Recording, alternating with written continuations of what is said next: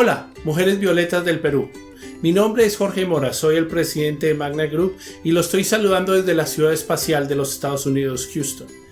Una conferencia para cerrar estas maravillosas conversaciones, trenzando conversaciones poderosas que las han llevado a ustedes a empoderarse, a entender un poquito más desde el ser, el hacer y conectarse para llegar a cumplir sus sueños. Les hablaremos cómo desde el emprendimiento se pueden tumbar todas estas barreras en el mercado más competitivo del mundo, donde las mujeres todos los días se posicionan más y más gracias a sus valores, a sus actitudes naturales y a otras cosas que le iremos a contar. Por eso no se pueden perder esta conferencia especial que la Fundación AFAS Perú ha traído para ustedes, que con mucho cariño traemos desde los Estados Unidos para las mujeres emprendedoras de toda Latinoamérica en estas Mujeres Violetas Perú. Esta conferencia de herramientas de las mujeres emprendedoras en los Estados Unidos. Gracias por haber aceptado la invitación y estar este día con nosotros, trenzando conversaciones poderosas. Hoy es el gran cierre aquí en Perú, así que un abrazo hasta Houston y gracias infinitas por compartir este día de hoy tus conocimientos y aportar tanto con toda esta parte latina que, bueno, en mi caso admiro mucho todo lo que vienes haciendo, tu transformación, esa transición y ese éxito que tienes tú en la actualidad, y quisiéramos que nos compartas toda esa información tan rica y tan poderosa que tienes tú. Muchas gracias, Jorge. Bueno, muy amable. Para mí es un placer estar en este tipo de conversaciones, porque siento que como hombres tenemos que tomar posiciones que demeriten la fuerza de género que da la masculinidad. Y algunas veces nos decían que los hombres que tomamos posiciones en favor de la mujer o las queríamos conquistar, como decía Karen ahorita, o teníamos problemas hormonales, pero que no había más opciones, ¿verdad?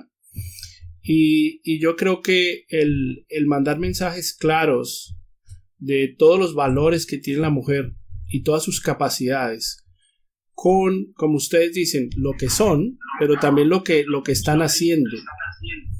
Y eso genera un poder grandísimo que al conectarlos, básicamente lo que nosotros llamamos en algunas veces efectos dominó, o llamamos inercias, o llamamos liderazgo que genera ejemplos, etc. Es ahí donde está el poder, donde nosotros podemos, a través de ejemplos, a través de modelos, no de opiniones, que la gente entienda el poder de las cosas. Y es algo que hemos venido haciendo con mucha fuerza. Hoy les voy a tocar dos temas, un poco desde lo que yo he sido y he hecho en los Estados Unidos, paralelamente con un fenómeno que no sé si ustedes han oído hablar, pero hay un fenómeno acá en los Estados Unidos que lo llaman el sidepreneurs. Los sidepreneurs son personas que trabajan menos de 20 horas, lo que llaman un part-time, o sea, trabajan un part-time buscando un nuevo ingreso, pero que es un fenómeno que han barrido las mujeres en los Estados Unidos. Y han generado un fenómeno tan importante que han transformado el mundo de la empresa. Y eso es lo que yo llamo cuando se une todo el ser, el hacer, pero al conectarse genera este tipo de efectos. En Estados Unidos, a diferencia de nuestros países, aquí hay algo que se llama las minorías. Y las minorías no solo son las mujeres, que son consideradas minorías, sino también somos los hispanos. Hay hispanos que en algunas partes nos llaman los brownies. Están los afroamericanos, que son los que, digamos, de raza negra. Y hay otras minorías como los indios de origen americano, los asiáticos, y los van metiendo en esos grupos. Lo que hace más difícil para los latinos es que nosotros en Estados Unidos no somos considerados una raza como tal, somos un grupo étnico. En cambio, el negro, el blanco, el asiático, etcétera, sí son considerados razas. Y eso tiene una connotación muy grave, inclusive para las mujeres hispanas, porque cuando tenemos que llenar un formulario, entonces los latinos nos dispersan. Es decir, si yo soy dominicano o de nuestras hermosas playas colombianas, o por ejemplo soy cubano, o etcétera, entonces tengo que marcar negro. Étnico latino, pero mi raza es negra.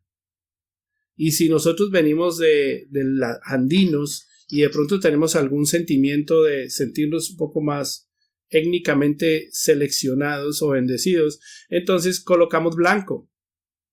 Rara vez vamos a marcar asiático, etc. ¿Qué pasa con eso? Que le damos, como nosotros tenemos la tendencia a querer marcar blanco, le damos un poder étnico blanco gigantesco en todos los censos y en todos los documentos de cómo se maneja aquí los recursos. Y renunciamos un poco en los números a lo que es la minoría. Entonces somos latinos, pero étnicos, pero en todos esos análisis de tipo racial, no.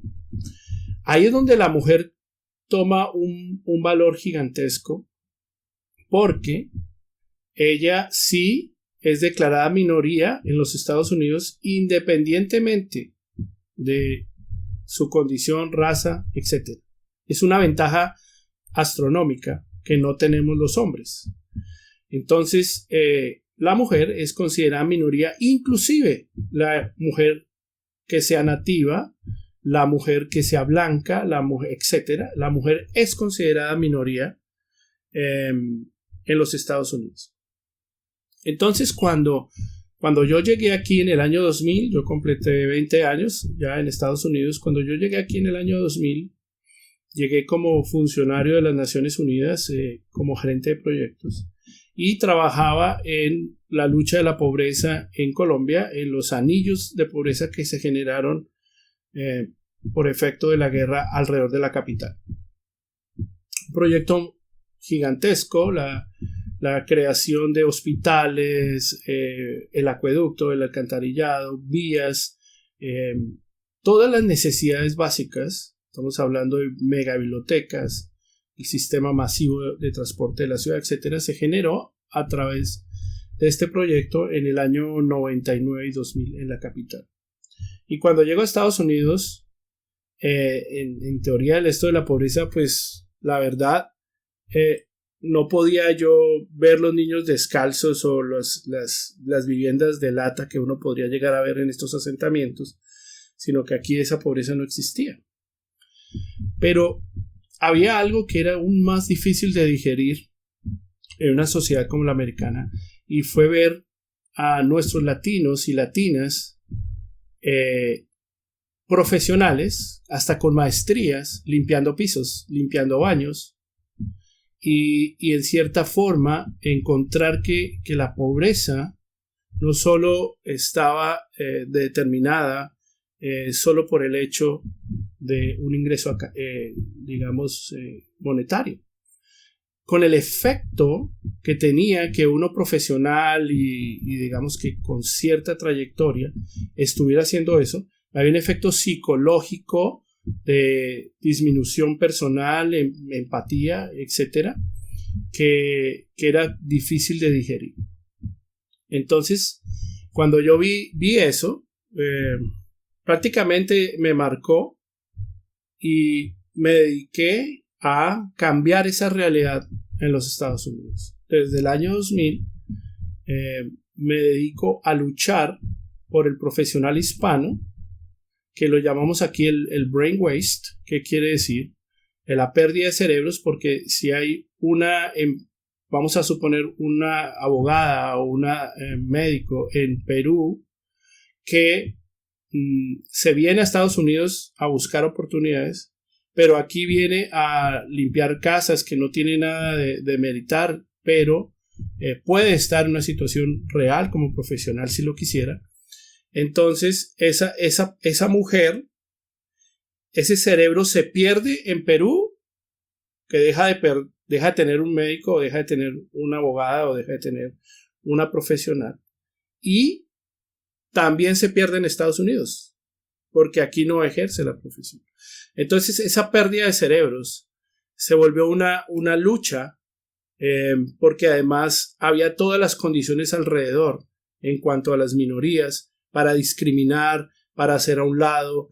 Entonces súmenle todo lo que ustedes han hablado del machismo, súmenle todo lo que ustedes han hablado de la condición inferior, súmenle todo lo que ustedes han hablado de la parte sexual, súmenle todo eso. Y ahora súmenle factores que son irrevocables e irreversibles, como el color de la piel, como el acento al hablar, como su procedencia. Entonces hablamos de mujeres que realmente, como el desconocimiento de su conocimiento. Es más, yo lo llamo el efecto analfabeto, que es el hecho de que inclusive desconocer que no pueden ni hablar ni escribir. Por ende no pueden transmitir su conocimiento. Entonces, súmenle a todo esto que ustedes han hablado y de igualdad, y súmenle cosas que esas maravillosas mujeres jamás podían hacer a un lado. Así quisieran. No podrían derrotar eso tan fácil. Entonces, empezó esta lucha en los Estados Unidos, viendo todo esto y trabajando con las clases más desfavorecidas en el tema de cómo tener vivienda. Entramos a trabajar para aprender cómo se construye aquí, y en algún momento tuvimos que regresar a la universidad, y yo inclusive tenía un MBA, etcétera, y tenía que volver a la universidad, y bueno, no nos dejaron entrar a la universidad porque no dominábamos el lenguaje perfectamente. Yo en ese momento estaba en Richmond, Virginia, que es la capital de los confederados en la guerra civil. Entonces la gente no lo sabe, pero en Estados Unidos hay dos capitolios, uno en Washington y uno en Richmond, que fue donde se perdió la guerra, y esta zona del país, Virginia, fue donde nació Estados Unidos, y hay una sensación muy fuerte de esta diferencia en algunas cosas étnicas, etc. Entonces, tener que luchar ahí fue bastante difícil. Entonces no había latinos cuando empezamos, y tratamos de entrar ahí a hacer el college, y no fue posible. Entonces, analizando mi situación, etc., entré por donde entraba todo el mundo, que era como decir una educación continua y pagar lo que quisiera la universidad, etc. Entonces ahí ya no importaba si yo era mujer, si era blanco, si era amarillo, rojo, azul, verde. Mientras que yo girara esos dólares, ya no importaba, y ya podía entrar a la universidad. Y así entramos, hicimos esto, terminamos el curso, y finalmente pasaron cosas maravillosas, como fue que ellos, viendo lo que éramos capaces de hacer, me dicen que Jorge, queremos más gente como usted, queremos más gente aquí en el college como usted. Usted no habla inglés, pero es el mejor alumno, y queremos saber por qué. Y en ese intercambio de información con esta universidad, les pasé una propuesta de cómo hacer que las personas hispanas tuvieran la oportunidad de entrar al college con esos limitantes que había, y así nacieron las primeras facultades bilingües en los Estados Unidos, las primeras universidades. Esto fue en el 2003, y nacieron las facultades de negocios, nació la facultad de ingenierías, la arquitectura y la parte ambiental. Pero lo interesante no es eso, lo interesante es que el programa, que estaba diseñado para 25, llegó a tener, de esos 25, llegó a tener 10 mujeres, y al total fueron 105 inscritos, donde aproximadamente el 25-30% era mujer.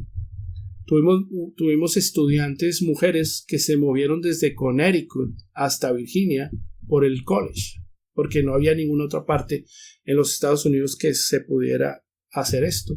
Y era gente que simplemente tenía su maestría o su digamos, título de universidad, y en 2 años, con un apoyo, 0 idioma, ellos terminaban trabajando para grandes empresas que patrocinaban el proyecto. Entre ellas estaba Verizon, estaba Lowe's, estaba Phillips Morris, o sea, empresas muy grandes. patrocinaron este proyecto, que fue extremadamente exitoso. Como eran 25 pilotos, se supone que teníamos que demostrar que se graduaran 10 de esos 25.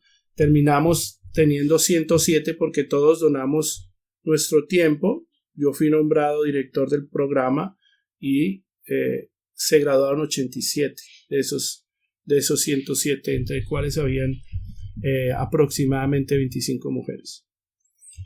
Esas 25 mujeres estaban por encima del promedio de la universidad. Nosotros empezamos esto porque desafortunadamente cuando empezó esto en el 2003, solamente el 12% de la población latina en edad de college atendía a la universidad, comparado con el 37% afroamericano, el casi 40% blanco y el 71% asiático.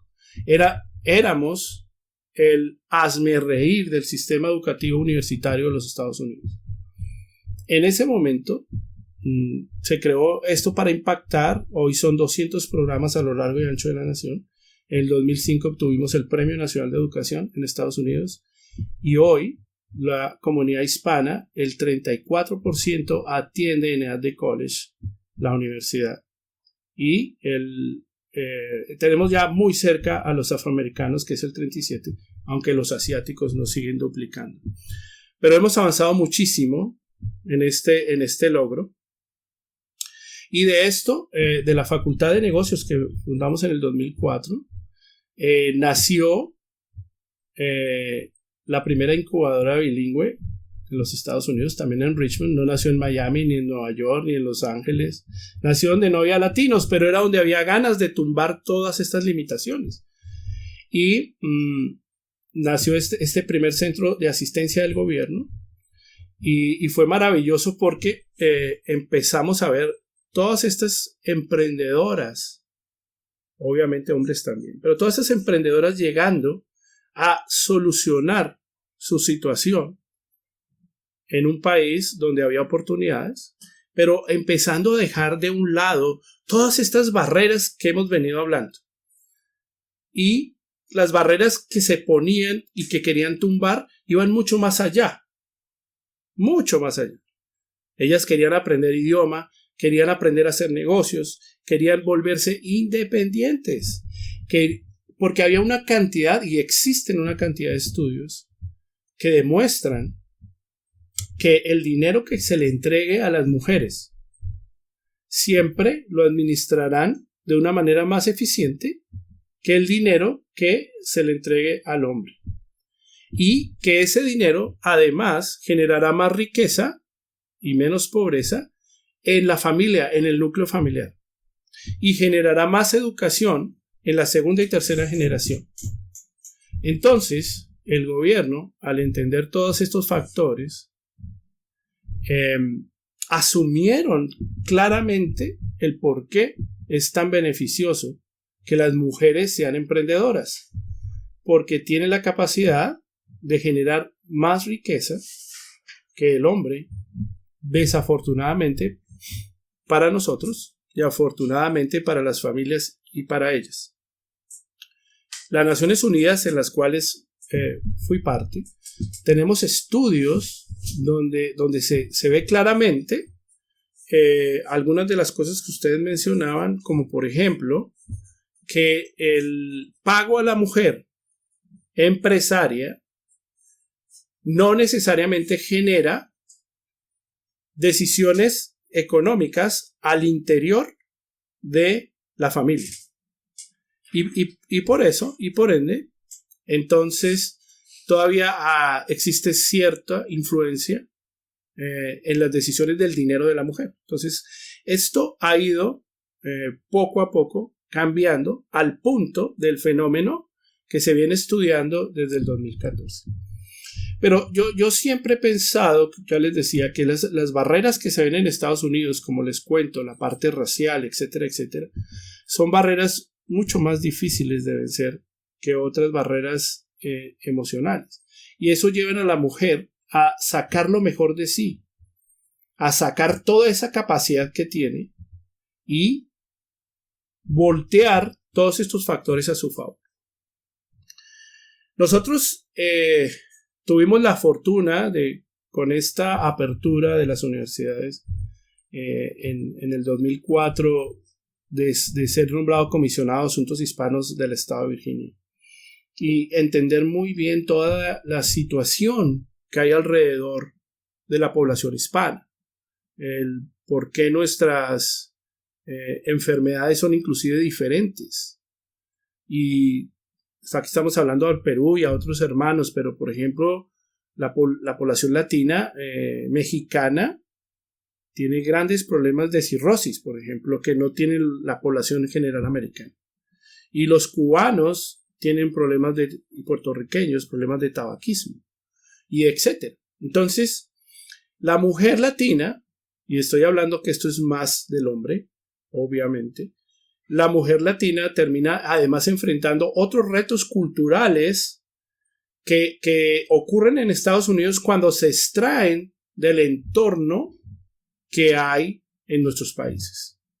Entonces, adicionalmente, allá todo lo que hemos hablado, adicionalmente a todos los problemas raciales que hemos hablado y propios de la idiosincrasia, se generan los problemas familiares que hacen esto un poquito más difícil. Algunos de ustedes hablaban de la violencia doméstica, donde en Estados Unidos la violencia doméstica es un tema muy serio.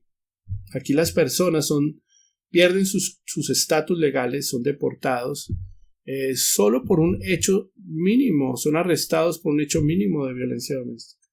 Entonces la mujer empieza a entender las bondades de cierto entorno y las empieza a usar a su beneficio. Y por eso venimos trabajando muy fuerte en que la mujer se eduque, la mujer tome ventajas, por ejemplo, de ser minoría 100%.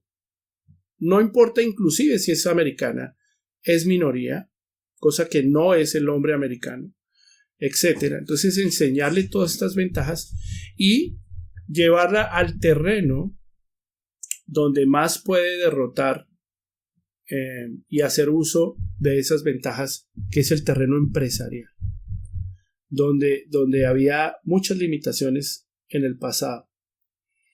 En el 2009, nosotros, Magna nace en el 2005, cuando nace el Premio Nacional de Educación. El gobernador de Virginia es nombrado senador y me invita a Washington, pero yo le digo que la lucha mía era mi gente, entonces no quería ir a Washington, y así nace la compañía, que como decía Karen, se esfuerza por el talento latino y crear con ellos profesionales o empresas disruptivas, es decir, empresas que van mucho más allá de lo que va el promedio.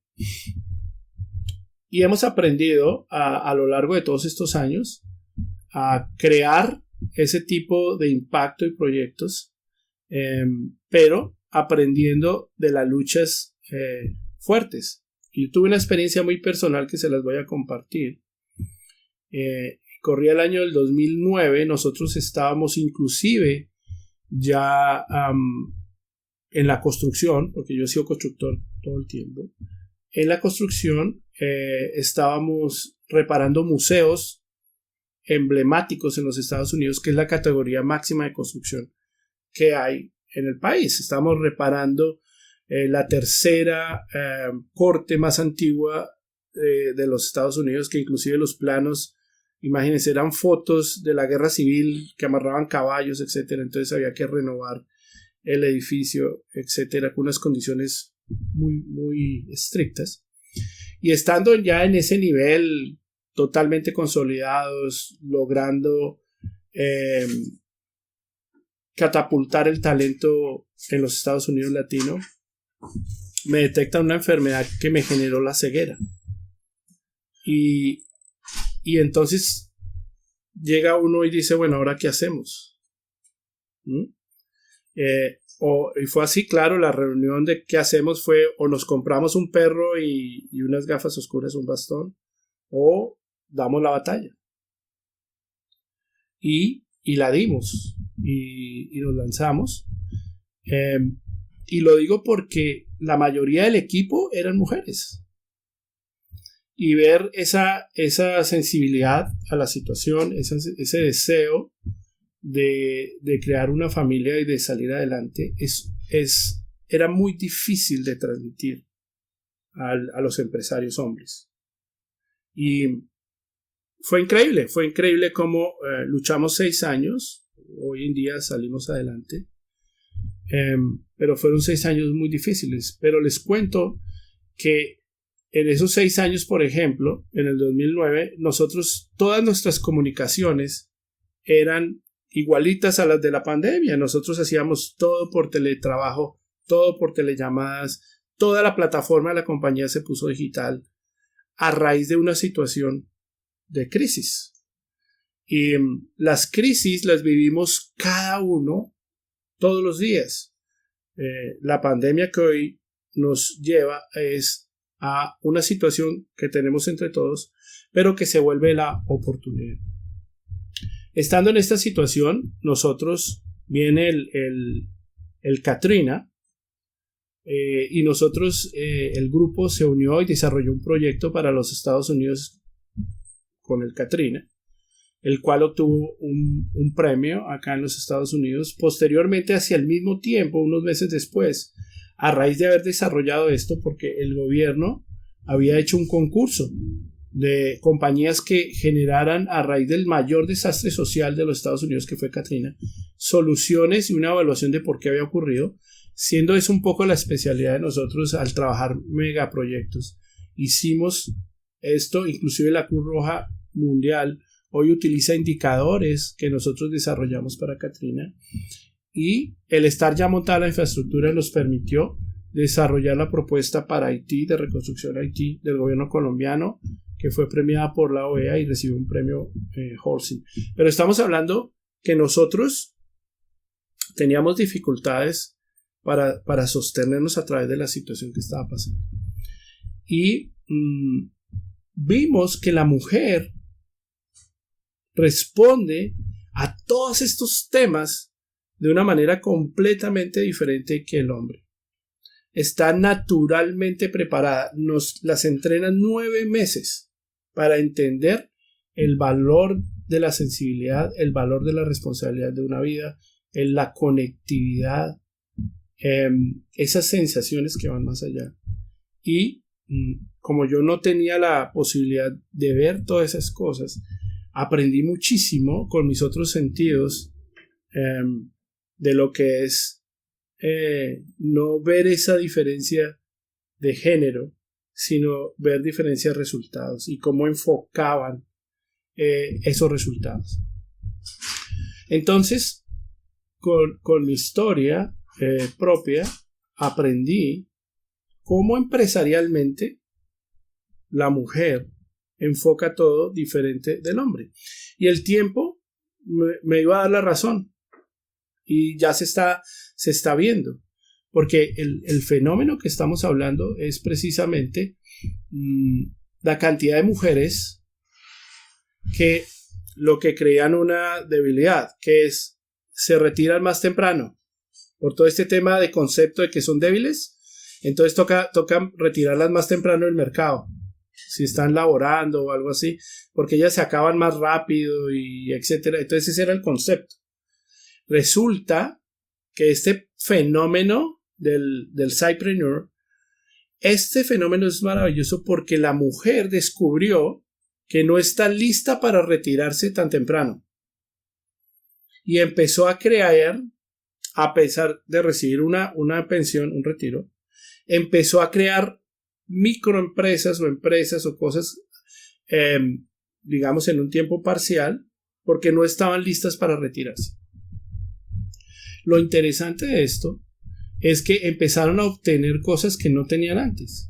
Su independencia económica, el hacer lo que les gusta, el sentir estabilidad, el influenciar a sus generaciones, estoy hablando de los nietos, de manera productiva, de manera impactante. Y especialmente esto se volvió una necesidad terrible en la comunidad afroamericana, que presenta una situación un poco complicada porque los nietos de que hoy son personas mayores, inclusive adultas, de esas generaciones que fueron esclavas, han ido trayendo el mensaje de que sus bisabuelos o sus generaciones maduras fueron esclavos y trabajaron para el gobierno, entonces que ya era suficiente el tema de todo lo que habían hecho. Y por ende, ellos no tienen que trabajar. Y por eso hay una presencia muy grave, complicada y difícil de esta situación de la raza afroamericana en lo que llaman aquí el welfare, que es vivir del gobierno y de las ayudas. Porque hay un tema de orden generacional. Entonces, las mujeres afroamericanas tomaron en esta oportunidad, en este fenómeno de la microempresa parcial, de cómo romper ese legado que venía en los hombres mayoritariamente.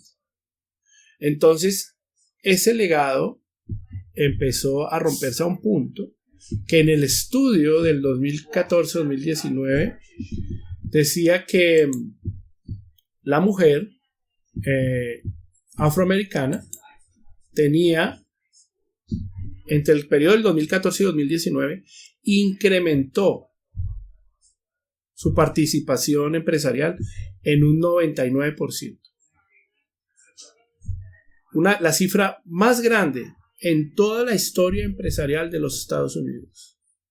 Lo marca un sentimiento de libertad, un sentimiento de preocuparse por sus generaciones futuras, un sentimiento de ser dueña de su propio destino a una edad que podría parecer inservible. El sistema le mandaba el mensaje de que no era posible. Entonces, la mujer tomó el liderazgo, no del hombre, sino el liderazgo familiar. Sumado a que muchas de estas mujeres, de estas maravillosas mujeres, son madres solteras.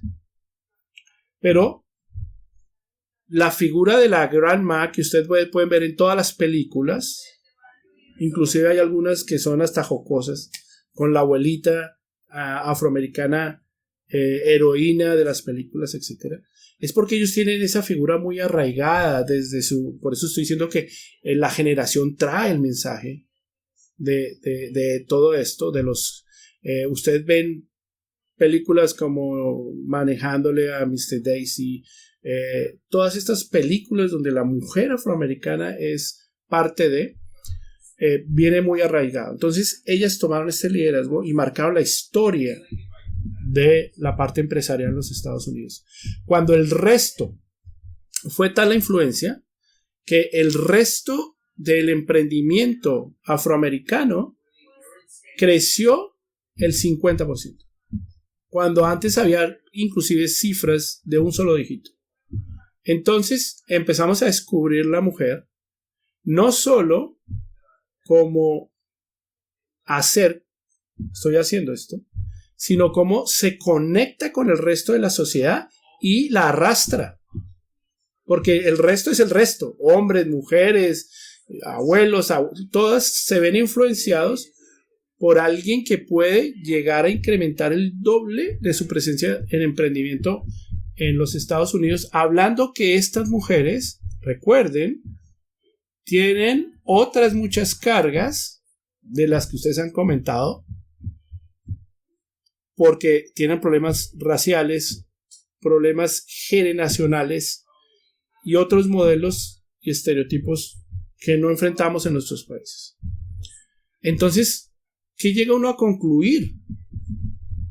Que la mujer es dueña de su destino, realmente es dueña de su destino, y que es capaz, por ese instinto, como yo digo, de leona, porque la leona es la que caza, ¿no? El rey le trae la presa, ¿no?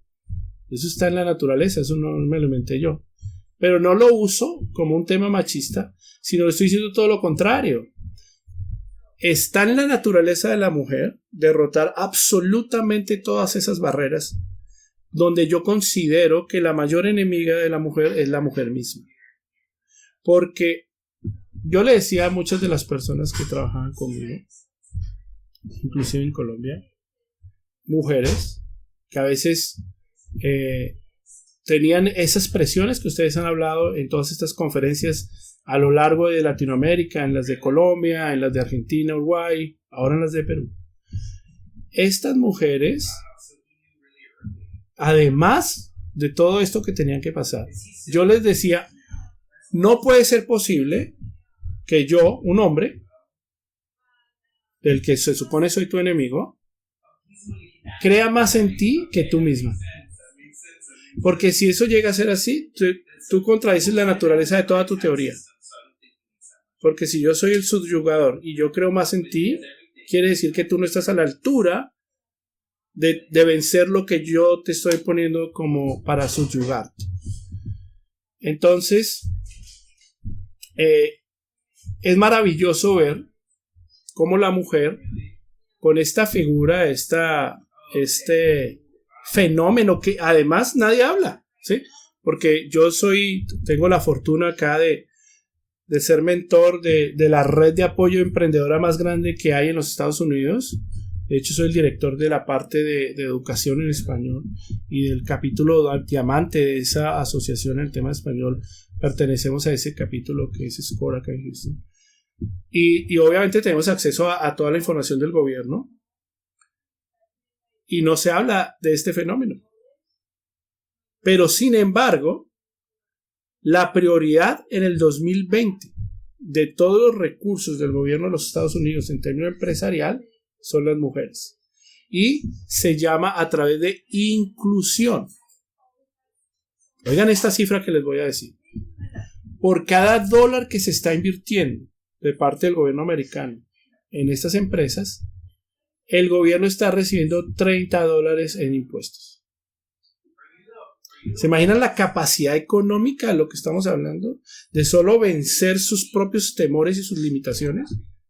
Porque cuando el gobierno les invita a que le den $30, el gobierno realmente los está invitando a que ganen $150. ¿Sí? ¿Se me hago entender la ecuación? Entonces, hay cualquier cantidad de apoyo, y ha habido recientemente, hacia la mujer, porque se ha descubierto que a través de ese poder se logran las cosas. Cuando a mí me invitaron a esto de Mujeres Violeta, tuve que pensar, bueno, ¿de dónde sale eso de Mujeres Violeta? Porque pues imagínense, hasta una escenografía nos tocó hacer. Voluntariamente, ¿no? No es que Karen nos haya dicho, no, sino el orgullo de lo que estamos haciendo. ¿Y por qué? No lo hicimos para quedar bien con ustedes, sino porque tuvimos que buscar dónde nace ese tema. Y encontramos que el violeta, porque los hombres somos muy malos para los colores, ¿no? Tenemos problemas, no sabemos la diferencia entre fucsia, rosado, violeta, nada, y que no haya muchos hombres aquí, pero es la verdad. Entonces, tenemos problemas para saber. Entonces, cuando me dicen violeta, bueno, vamos a ver cuál es el violeta. Lo bonito del tema es que el violeta nace de la fusión del azul, que somos nosotros, y del rojo, que es la esencia de la mujer. Digamos, en el concepto, ¿verdad? Los extremos, llamémoslo así, de género. Entonces, me pareció súper interesante que el término de Mujeres Violetas invitara al hombre a ser parte del cuento para llegar al significado de lo que se está haciendo. ¿Sí? Entonces dije, esto va más allá. ¿Sí? Entonces, si uno logra como hombre traer el significado, nosotros en Magna somos una empresa que genera disrupción. Es decir, no sé si económicamente sepan eso, pero las empresas disruptivas son aquellas que cambian completamente los conceptos en la economía. Y eso es lo que fabricamos nosotros. Tenemos la única incubadora disruptiva en español en los Estados Unidos, orgullosamente. Todas nuestras, para ser incubadora, tienes que hacer todas tus metodologías propias. Todas nuestras metodologías son propias. Y también orgullosamente decimos que tenemos más mujeres que hombres en la organización. Pero tendríamos que ser tontos si pensamos que eso se debe a un tema de género, sino es a lo que ellas han demostrado a través de lo que hemos hecho en la historia de la organización.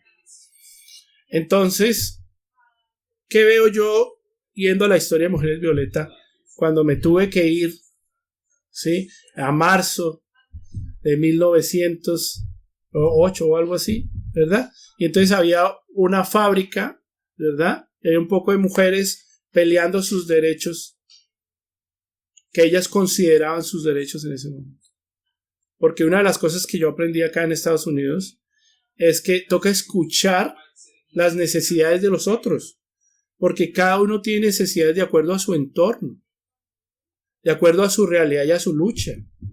Pero en el fondo final está luchando por ser un mejor ser humano y transmitir eso a sus generaciones futuras. Entonces me traslado a esta fábrica y dice que están unas mujeres luchando por sus realidades que se consideraban básicas y simplemente la solución fue prenderles fuego. Pero como todos los fuegos, el peor problema de los fuegos es que se expanden, ¿verdad? Entonces, fue muy bonito la simbología, no lo que pasó, porque además leía yo que históricamente era porque estaban fabricando una tela violeta, entonces le habían puesto a las mujeres violetas y de ahí había nacido todo este tema. Entonces, yo realmente sí creo en la simbología, porque la simbología educa, pero transmite, ¿sí? Entonces empiezas tú a tener una rememoranza. Para mí el tema de Mujeres Violetas nunca se me va a olvidar porque ya tiene una simbología en mí. Por eso yo creo tanto que todas ustedes y esto que Karen está haciendo se va a realmente volver reimpactante cuando ustedes entiendan que son capaces de hacer algo que conectadas todas cambien vidas, sin el orgullo de sentir que yo las estoy cambiando, sino que es una reacción en cadena. Porque cuando uno mira un Fórmula 1, que es el carro más rápido, y uno lo ve alcanzando las velocidades que alcanza, pero si cualquier parte de ese carro, por pequeña que sea, falla, por muy pequeña que sea, no son las llantas, el motor, cualquier parte, y ese carro pierde su capacidad, cualquier otro carro lo va a poder pasar. Entonces es el concepto que aprendimos nosotros después cuando yo tuve este problema de perder la vista y empecé a tener un equipo alrededor mío. Entendí lo que era el concepto holístico y entendí que ninguna parte del cuerpo puede ser mejor que el cuerpo en general, pero a la mujer, para entender esos conceptos, lo primero que tiene es que llenarse de la humildad, pero no el concepto humilde que nos rodea, sino de la humildad de entender mi rol y unirme para generar la inercia. Entender la humildad, quién soy, es el ser. Yo aprendí eso, yo era el presidente del grupo, tenía condecoraciones mundiales y en algún momento tuve que, por las condiciones, tomar una posición humilde y sentarme a armar algo donde yo era una pieza. Porque no, ya, esa era la visión del momento, era lo que Dios me había entregado, era el momento difícil. Pero se volvió un tema gigantesco y una oportunidad inmensa. Pero se vuelve oportunidad no porque uno le digan ese discurso, es que las crisis son oportunidades. Realmente las crisis son llamadas a sacar lo mejor de nosotros, ¿sí? Entonces, porque uno no anda con todo el armamento por fuera, no va usando los recursos de acuerdo a como cree. Pero lo que yo he aprendido al entender el mundo empresarial es que es el espacio donde tal vez somos más iguales, donde tal vez desaparecen todas estas cargas tan grandes que cargamos. Porque si una cosa yo aprendí en Richmond, donde había tanto tema discriminatorio, es que el día que yo tenía una cara de un billete de $100, ese día les dejaron de importar si yo era amarillo, verde, blanco, si manejaba con la izquierda o con la derecha. El mundo empresarial nos permite transformar vidas a nuestros empleados, a nuestros clientes, a nuestros socios y a la comunidad en general, porque para ellos trabajamos. Pero el mundo empresarial nos exige pensar en las generaciones futuras, nos exige solucionar un problema a la humanidad, para eso nos pagan, y encontramos que desaparece, si somos inteligentes, esos roles, y si ustedes como mujeres entienden que no tienen que ponerle el rol al frente, sino tienen que salir con lo mejor que tienen, porque los inmigrantes en este país no nos podemos guardar nada, tenemos que sacar todo sobre la mesa, porque es como nos toca. Entonces, la mujer entendiese que todo el poder que tiene en ella es tan grande que está transformando la economía, inclusive como estamos, la economía empresarial en los Estados Unidos. Y no solo tiene que ver las afroamericanas, que yo les puse un ejemplo,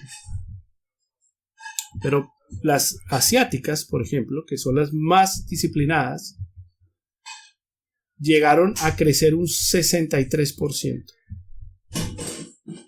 contra el 37% que creció el resto de la población de los negocios asiáticos, que son extremadamente organizados y extremadamente exitosos. Es decir, que la mujer, porque esto es la mujer asiática, la mujer asiática tiene que tener algo que la hace pasar del 37 al 63, algo menos de 30 puntos, sobre 37, o sea que es un crecimiento gigantesco, que tiene que ser inherente a la mujer asiática. Tiene que tener algo para que eso ocurra. Si nos vamos a las nativas, que hay un fenómeno interesante, las mujeres nativas crecieron el 36% con respecto al 26% del resto de la comunidad empresarial nativa, o los indios, llamémoslo así, o la gente de Alaska, que son los nativos americanos. Por eso yo empecé a hablar de la comunidad afroamericana, porque la mujer afroamericana tuvo que hacer algo muy, muy fuerte para volver pedazos, el 100%, la parte empresarial de los afroamericanos, pero adicionalmente una ventaja de quienes siempre nos han derrotado, que son los asiáticos. Y es ese amor, esa lucha por cambiar la historia de su raza y de sus generaciones futuras. Y eso solo lo puede hacer una madre, no lo puede hacer nadie más. Y no tengo nada contra, digamos, la posición de los padres que heroicamente salimos a trabajar, o como quieran figurarlo. Pero lo que trato de decirles es que detrás de esto hay unas sensaciones impresionantes. Ahora miremos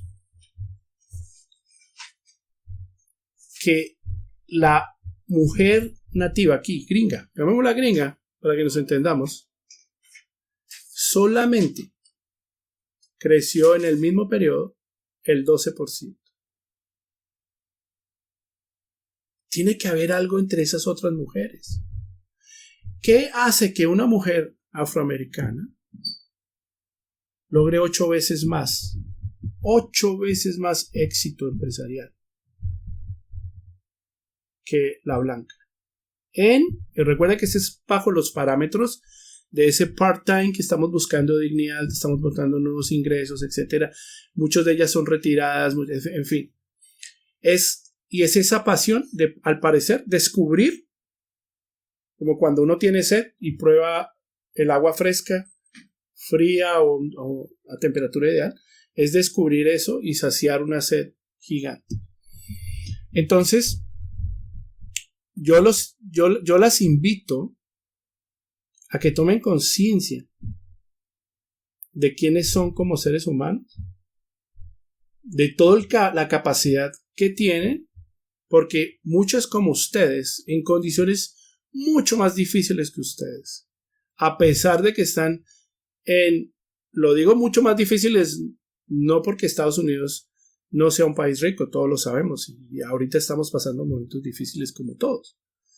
Pero lo que yo les explicaba, cómo se quita uno el color de la piel o cómo se quita uno el acento, ese tipo de cosas, si bien las vivimos en nuestros países, y hay países que somos bastante discriminatorios en eso, no son tan contundentes como acá a la hora de realizar ciertas labores. Así que, desde la parte empresarial, nosotros hemos tratado de enseñar desde esta incubadora y desde traer profesionales, que traemos profesionales y los involucramos acá y logramos que sean exitosos. Hemos enseñado que todo parte de soñar. Entonces, la primera fase de la empresa es en la que soñamos y la llamamos instintiva, creativa. Instintiva, creativa. Y esa parte instintiva, se los confieso, tiene que ver mucho con todas esas sensaciones que tiene la mamá con su hijo a través del cordón umbilical, etcétera, etcétera. Porque las mamás tienen unas sensaciones mágicas, maravillosas, en entender qué tiene su hijo, qué puede hacer para mejorar esa protección. Entonces, en este proceso de gestación empresarial hay un tema instintivo, hay un tema de muchas cosas que la mujer logra aportar y que se está viendo, ¿no? O sea, no es una estadística mía. Están destrozando los números cuando se trata de innovar a buscar un nuevo ingreso.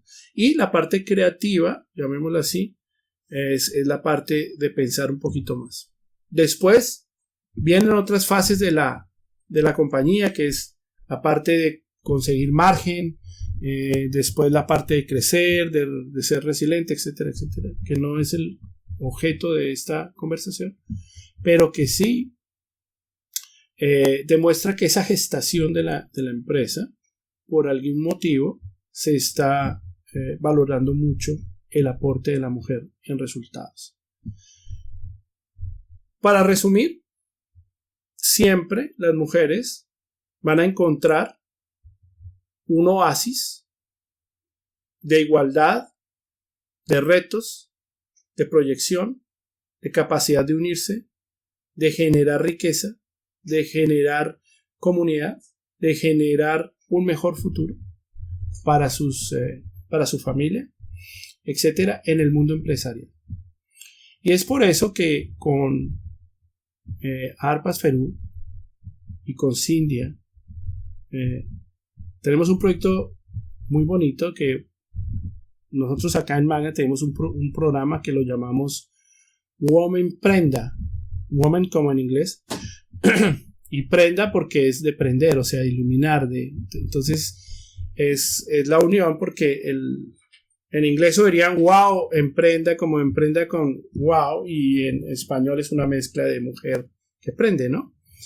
Y lo que nosotros queremos con esto es que emprendedoras en nuestros países, apoyadas por mentoras de nuestros países, soportadas por toda nuestra capacidad reconocida de incubación empresarial, logremos en un tiempo récord generar proyectos que penetren el mercado estadounidense de manera exitosa empresarialmente.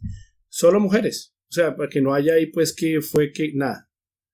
De ojalá de mujeres que no tengan ninguna posibilidad de ser exitosas, y demostrar toda esta teoría que les he contado hoy, y demostrar todo lo que es la capacidad en números que todas razas de mujeres están mostrando, y aquellas que aún tienen más necesidad, aquellas que están sumidas más en la pobreza, aquellas que están sumidas más en fenómenos raciales, aquellas que están sumidas más en fenómenos generacionales, etcétera, están pulverizando los números empresariales en los Estados Unidos. Yo creo que hasta ahí, porque podríamos hablar sobre todas estas maravillas horas, y no es la intención aburrirlas, sino motivarlas. Puedo escuchar preguntas si alguna tiene, o Karen nos dice qué es lo que hacer, pero sin embargo estamos dispuestos a resolver cualquier inquietud adicional a través del programa que queremos hacer en Perú, o a través de nuestros sitios web, etcétera, lo que necesiten.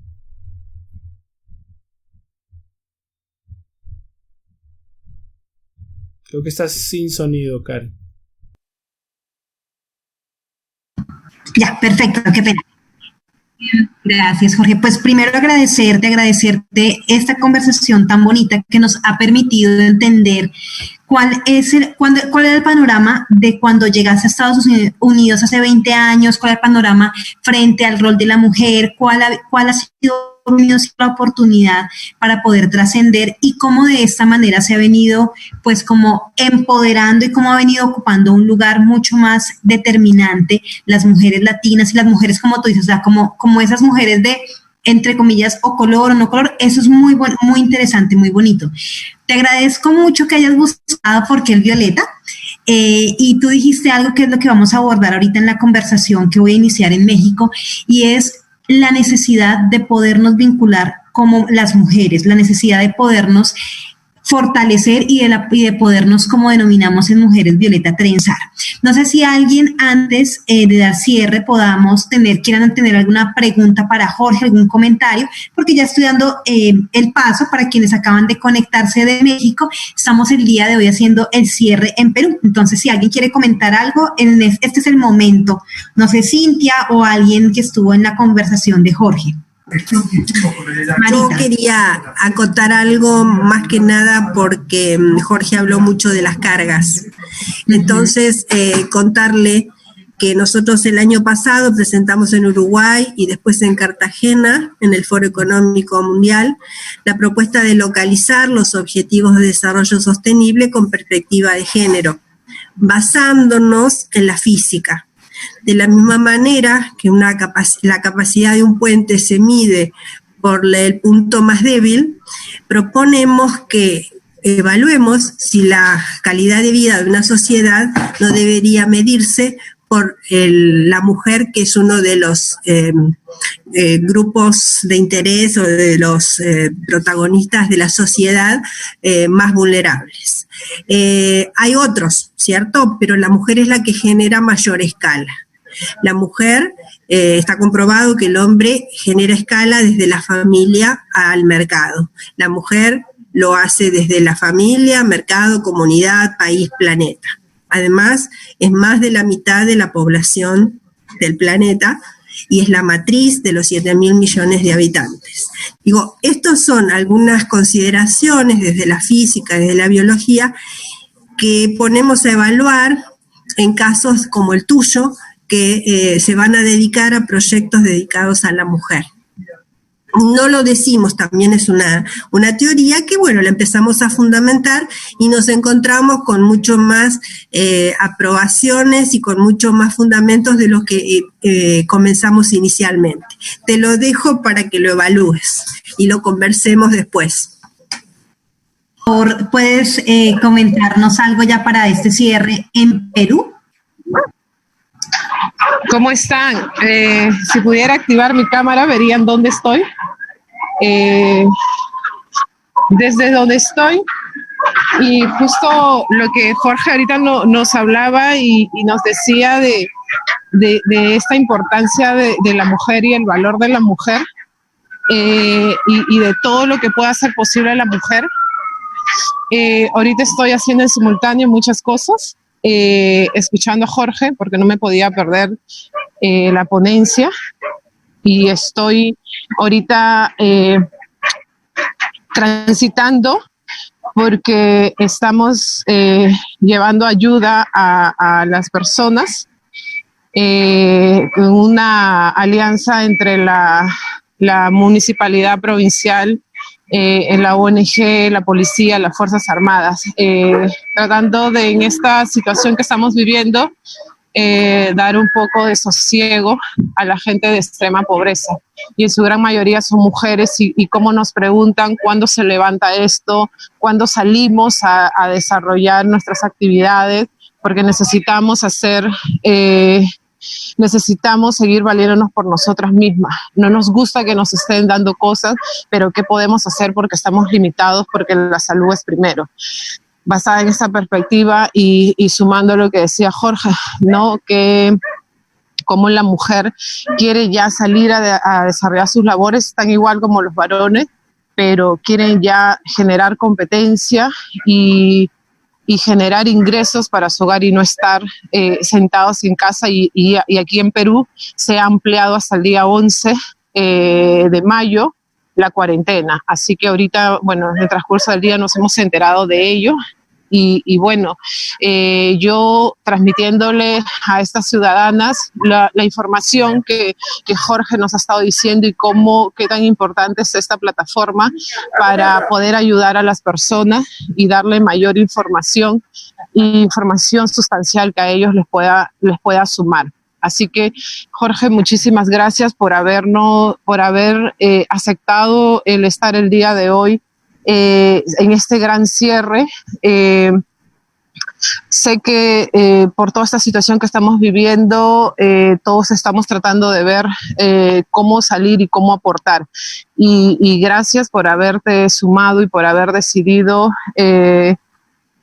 participar de este evento. Este es nuestro cierre, ya no es una despedida. Voy a seguir yo entrando a las conversaciones tanto de Argentina, de Uruguay, ahora de México, para seguir nutriéndonos de información y poder ampliar este horizonte y la línea que tiene Mujeres Violetas. Karen, muchísimas gracias por haberme hecho partícipe de este hermoso proyecto que tiene Mujeres Violetas, a ti, a Alexei. Me encanta ver en plataforma a personas que conocí en un viaje que fue a Estados Unidos, que fue a ti, Karen, que está Ivonne ahí, Ivonne More, y Jorge, de verdad, y que de eso, y esto es lo que permite esta plataforma, como tú ya muy bien lo has dicho, Karen, generar nuevas conexiones y acercar y romper esas fronteras, que es lo que hemos podido lograr. Así que yo sé que este evento es nuevo y sé que lo vamos a seguir replicando, y nada, que muchísima más gente se vaya incorporando a este hermoso proyecto, y te auguro muchos éxitos, Karen. Y un abrazo a la distancia. Y Jorge, muchísimas gracias. Y yo, a lo que dice Marita, justo con Jorge conversábamos, necesitamos otro país, y él me decía otro país donde podemos replicar el proyecto que tenemos entre Magna Green y ACFAS Perú. Entonces creo yo que Argentina sería un gran lugar donde se podría replicar este proyecto. No sé, lo dejo en consideración. Y bueno, poder hacer muchísimo más. Muchísimas gracias, un abrazo a la distancia a cada uno de ustedes, a Pierre, que está ahí también de acá de Perú, y muchísimas más personas, pero que Pierre integra la ONG, y bueno, estos últimos días se han estado sumando a este gran proyecto. Muchísimas gracias y buenas noches. Cintia, muchas gracias por la oportunidad de permitirnos trenzar conversaciones poderosas en Perú.